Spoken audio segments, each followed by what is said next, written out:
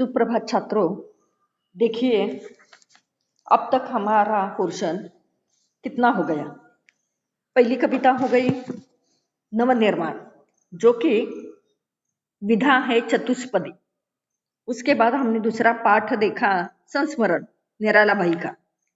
तीसरी कविता देखी सच हम नहीं सच तुम नहीं। ये जो विधा है नई कविता। इसके बाद आज हम चौथा पाठ कहानी विधा शुरू करने वाले हैं। उस कहानी का नाम है आदर्श बदला। इसके लेखक है सुदर्शन जी। देखिए छात्रों, तुम्हारी किताब खोलो और पन्ना क्रमांक 16 निकालिए। मैं आदर्श बदला पाठ शुरू करती हूँ, ध्यान से देखिए। चौथा पाठ है आदर्श बदला। इसके लेखक है सुदर्शन जी। अब हम देखते हैं लेखक का परिचय। सुदर्शन जी का जन्म 29 मई 1895 को सियालकोट में हुआ। आपका वास्तविक नाम बद्रीनाथ था।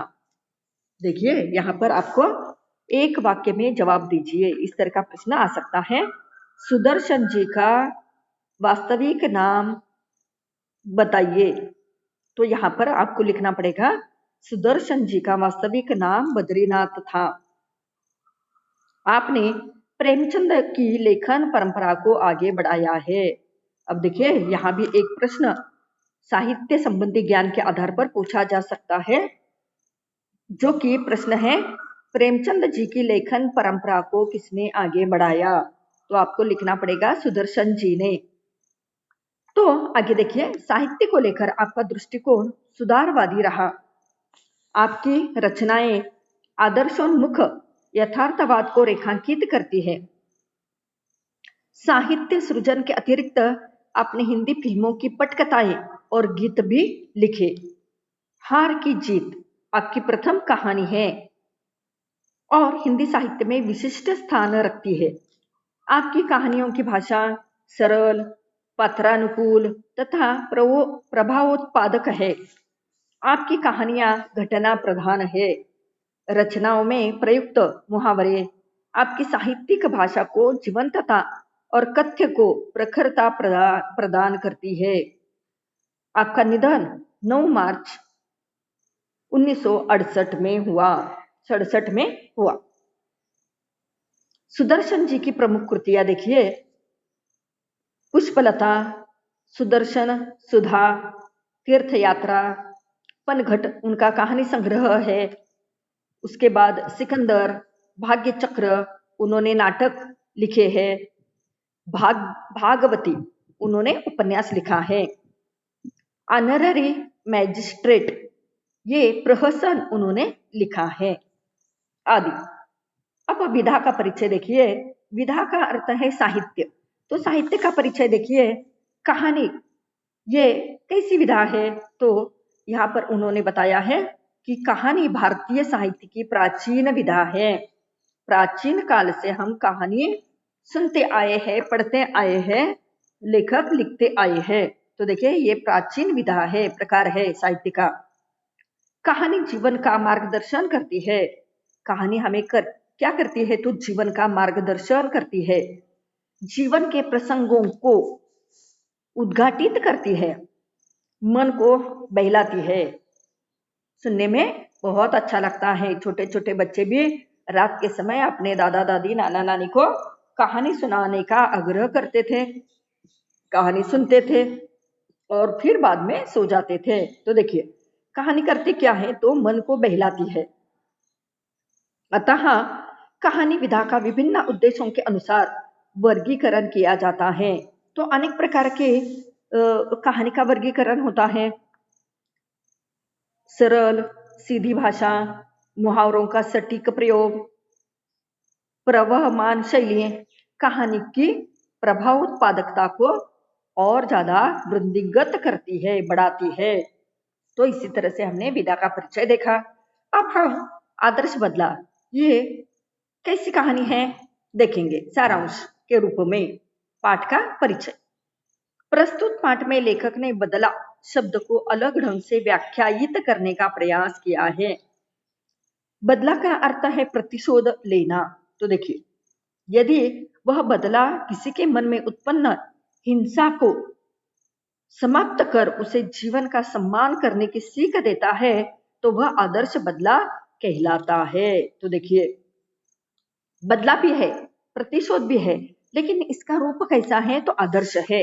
तो देखिए, बचपन में बैजू अपने पिता को भजन गाने के कारण अपने पिता को भजन गाने के कारण तानसेन की क्रूरता का शिकार होता हुआ देखता है। परंतु वही बैजू तानसेन को संगीत प्रतियोगिता में पराजित कर उसे जीवन दान देता है और संगीत का सच्चा साधक सिद्ध होता है। कलाकार को अपनी कला पर अहंकार नहीं करना चाहिए। देखिए छात्रों, यहाँ पर हमारे लेखक ने इस कहानी लिखने के पीछे उद्देश्य बताया है कि कलाकार को अपनी कला पर अहंकार कभी नहीं करना चाहिए, गर्व कभी नहीं करना चाहिए कि मैं भी श्रेष्ठ हूँ। कला का सम्मान करना कलाकार का प्रथम कर्तव्य होता है। तो कलाकार का सम्मान, कला का सम्मान करना, ये कलाकार का क्या होता है? कर्तव्य होता है। तो इस तरह से देखिए, यहाँ पर हमारे सुदर्शन जी लेखक ने क्या कहा है? बदला लेने वाले व्यक्ति के मन में अक्सर क्रोध अथवा हिंसा की भावना प्रमुख होती है। जो भी इंसान एक दूसरे से बदला लेना चाहता है तो उसके अंदर, उसके मन में क्रोध होता है और हिंसा की भावना होती है।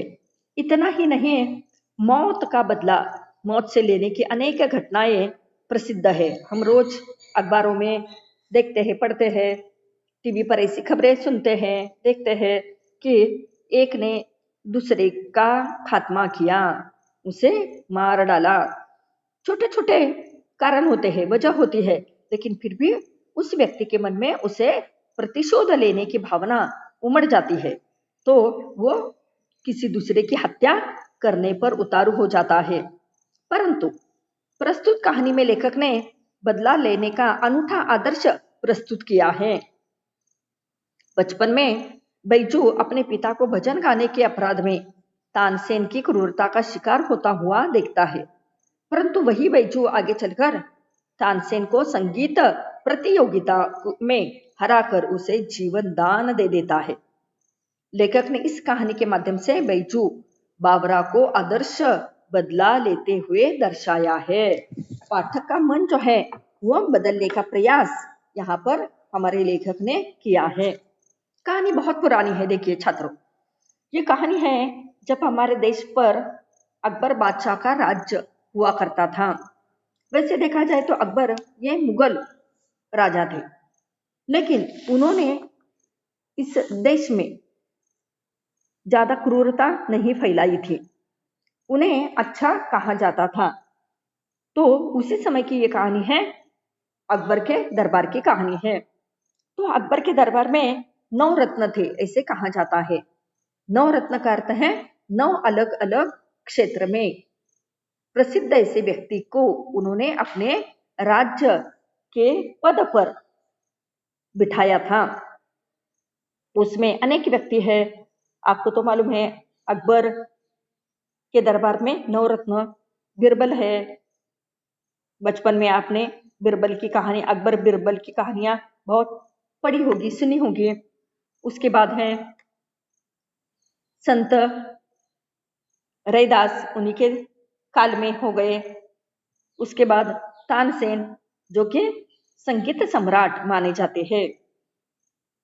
तो इसी तरह से तानसेन अकबर के दरबार में श्रेष्ठ संगीतज्ञ था, संगीत कला को जानने वाला था, लेकिन उसे अहंकार हो गया था कि मेरे जैसा संगीत या मेरे जैसा गान जो है कोई नहीं कर सकता, और जो गाएगा वो मेरी अगर बराबरी करेगा और मुझे हरा देगा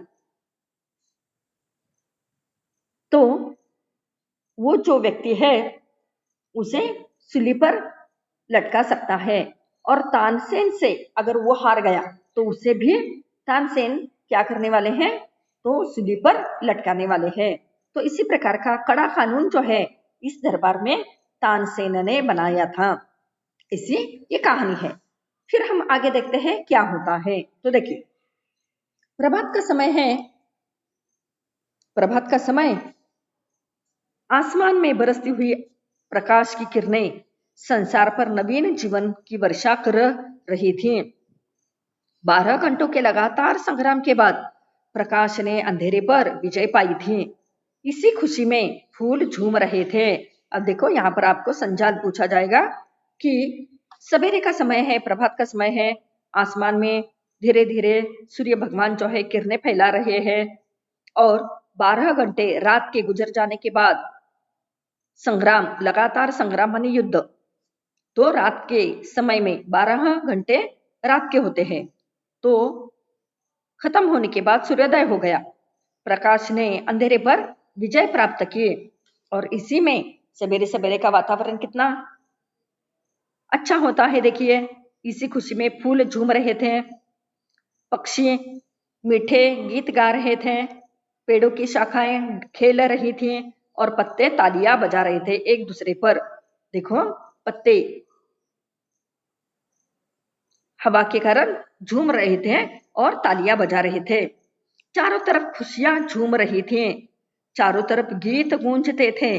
इतने में सवेरे सवेरे क्या हुआ, देखिए, अकबर के इस दरबार में, राज्य में साधुओं की एक मंडली शहर के अंदर दाखिल हो गई। उन लोगों को मालूम नहीं था, साधुओं को, कि तानसेन का इस राज्य में नियम क्या है, तो वे ऐसे ही गाते जा रहे थे। उनका ख्याल था मन बड़ा चंचल है। देखो, ये साधुओं का ऐसा ख्याल था, ऐसा विचार था कि मन चंचल है, इसे एकाग्र करने के लिए क्या करना चाहिए, काम में लगाना चाहिए। तो देखिए, अगर इसे काम न हो तो इधर उधर भटकने लगता है और अपने मन में बुरे बुरे विचार आने लगते हैं और अपने स्वामी को विनाश की खाई में गिराकर नष्ट कर डालता है। तो देखिए छात्रों, यहाँ पर एक बात कही जाती है कि हमें अपने मन को कभी खाली नहीं रखना चाहिए। तो कभी ऐसे कहा जाता है, खाली दिमाग शैतान का निवास। देखिए, ऐसे भी कहा जाता है, या empty minds is a devils workshop, ऐसे भी कहा जाता है अंग्रेजी में। इसका मतलब क्या है कि हमारे मन को हमेशा हमें काम में लगाना चाहिए, नहीं तो वो स्वामी को, माने उस व्यक्ति को विनाश की खाई में गिरा डालता है, गिराकर नष्ट कर डालता है। इसे क्या करना चाहिए, तो भक्ति की जंजीरों में जकड़ देना चाहिए।